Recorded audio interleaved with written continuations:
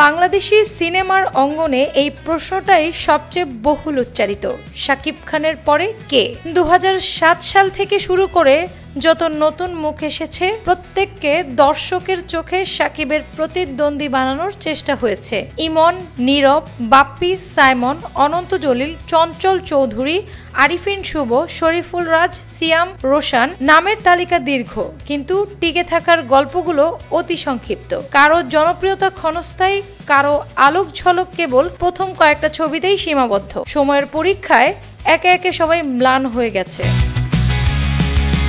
অন্যদিকে যখন অনেকেই শাকিব খানের রাজত্বের অবসান কল্পনা করেছিল, তখনই ঘটল তার মহাপূর্ণ জাগরণ। আজ দর্শক উপভোগ করছে শাকিব খান ভার্সন 2.0, যেখানে তিনি শুধু ফিরে আসেননি, বরং নিজেকে ছাড়িয়ে গেছেন। এ যেন নতুন রূপে পুরনো সম্রাটের আরো মহিমান্বিত প্রত্যাবর্তন। তাই সমীকরণটা আসলে খুবই সহজ: শাকিব, শাকিব, শাকিব, আর বাকিরা অনেক দূরে, অনেক পেছনে। হেডলাইন: প্রশ্ন আজও অমলিন, শাকিব খানের পরে কে? উত্তর স্পষ্ট: শাকিব খানের পরেও শাকিব খান। অ্যানি আক্তার, বাংলা বাজার পত্রিকা।